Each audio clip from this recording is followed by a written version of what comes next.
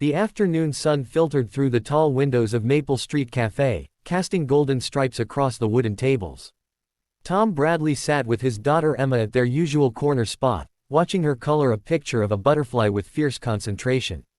Her tongue stuck out slightly as she worked, the way it always did when she was focused. He smiled despite the weight pressing on his chest. Money was tight again. The rent was due in 5 days, and Tom was short by $200. He had picked up extra shifts at the warehouse, but it wasn't enough. It never seemed to be enough anymore. Still, he had promised Emma they could have their Saturday cafe tradition, and he wouldn't break that promise.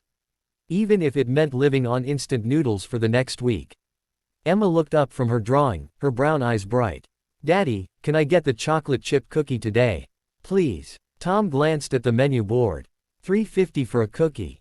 He had exactly $12 in his wallet. "Sure, sweetheart. Whatever you want." Her face lit up, and that smile made everything worth it. Every struggle, every sleepless night, every moment of worry disappeared when she looked at him like that. Tom had been raising Emma alone for 3 years now. Her mother had left when Emma was just 2, deciding that motherhood wasn't for her after all. No note, no explanation that made sense.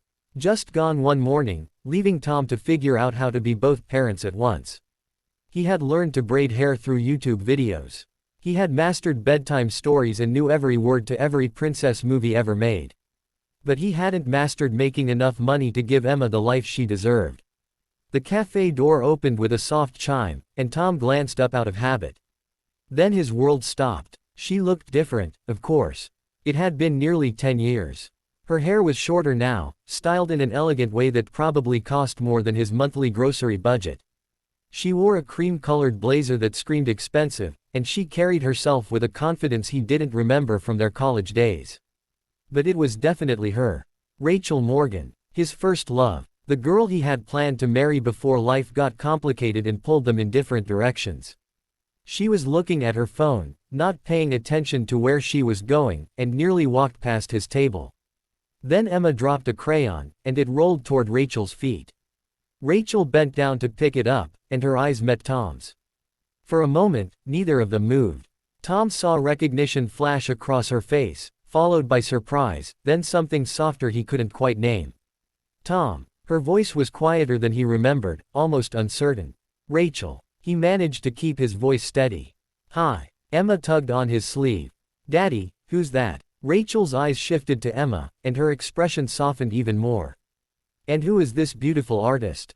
"I'm Emma. I'm 5 3/4. Emma held up her drawing proudly. "I'm making a butterfly garden." "It's stunning," Rachel said, and Tom could tell she meant it.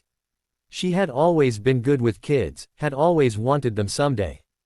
They had talked about it once, late at night in his dorm room, planning futures they were too young to understand. "Would you like to sit?" The words came out before Tom could think better of them. Rachel hesitated, glancing at her phone again, then back at him. "I'd love to. Just for a few minutes." She slid into the chair across from him, and Tom was suddenly very aware of his faded jeans and the worn spot on his t-shirt collar. Rachel looked like she had stepped out of a magazine. Meanwhile, he looked like exactly what he was, a struggling single dad who hadn't bought new clothes in 2 years. "So," Rachel said, folding her hands on the table, "tell me everything. It's been so long." Tom gave her the abbreviated version. Dropping out of college when his father got sick. Meeting Sarah, getting married too quickly, having Emma. The divorce. His current job at the warehouse. He left out the part about eating cereal for dinner most nights and the anxiety that kept him awake at 3 in the morning. Rachel listened without interrupting, her green eyes fixed on his face in that intent way she had always had. Like he was the only person in the world who mattered. "And you?" Tom asked, trying to sound casual. "What have you been doing for the last decade?" Rachel's smile was small and a little sad. "Working. Mostly just working. I started a tech company about 7 years ago. It's done well." "That's great," Tom said, meaning it. Rachel had always been brilliant, always driven. He wasn't surprised she had succeeded. "Done well is being modest, Daddy," said a voice behind him. Tom turned to see a young man in an expensive suit approaching their table. Miss Morgan's company was just valued at $300 million. "She's in town for a board meeting." Rachel's face colored slightly. Thank you, James. That will be all. The man nodded and retreated to a table near the door, pulling out a laptop. Tom felt something cold settle in his stomach. $300 million. That was a number he couldn't even comprehend. They existed in completely different worlds now. Tom, Rachel said quickly, leaning forward. It's not as impressive as it sounds. I work all the time. I haven't had a real conversation with anyone in months. I eat dinner at my desk most nights. She paused, looking at Emma, who was back to coloring. I don't have this. I don't have what you have. What I have is debt and stress, Tom said, trying to keep the bitterness out of his voice. You have her. Rachel nodded toward Emma. You have someone who looks at you like you hung the moon. Do you know how rare that is? Emma chose that moment to look up. Miss Rachel, do you want to color with me? I have extra crayons. Rachel's eyes grew bright, and Tom realized with shock that she was fighting back tears. I would love that more than anything. For the next 20 minutes, Tom watched Rachel Morgan, millionaire CEO, color butterflies with his 5-year-old daughter. She laughed at Emma's jokes. She admired every flower and wing. She asked questions about Emma's favorite colors and her favorite foods and whether she liked school. And Tom saw something in Rachel's face that he recognized because he saw it in his own mirror every morning: loneliness. When Emma excused herself to go to the bathroom, Rachel turned to Tom. I meant what I said. You're rich in ways I'm not. That's easy to say when you don't have to choose between paying rent and buying your kid a winter coat, Tom said quietly. Rachel was silent for a long moment. Then she pulled out a business card and wrote something on the back. My company needs a logistics manager. Someone who understands how to make things work with limited resources. Someone who can solve problems creatively.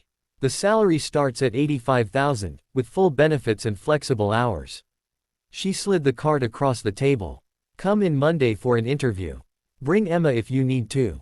We have an excellent childcare center on site. Tom stared at the card. Rachel, I can't. You're not asking, she interrupted. I'm offering. You have skills I need. Your ability to juggle everything you're juggling. That's exactly what my operations team needs. She stood up, smoothing her blazer. Besides, I could use a friend. Someone who knew me before all this. Someone who sees me as just Rachel, not as a bank account or a business opportunity.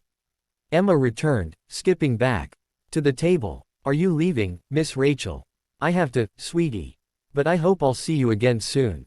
Rachel touched Emma's hair gently, then met Tom's eyes.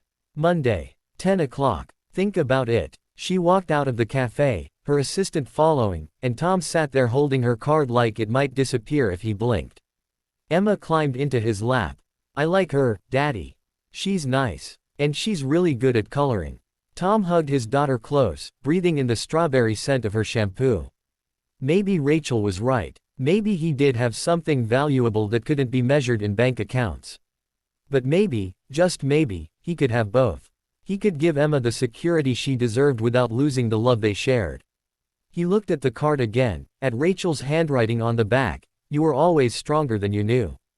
Hey, Em, Tom said softly. Yeah, Daddy. How would you feel about me getting a new job? Emma looked up at him with those trusting brown eyes. Will you still take me to the cafe on Saturdays? Tom smiled, really smiled, for the first time in months. Always. Outside the window, he could see Rachel getting into a sleek black car.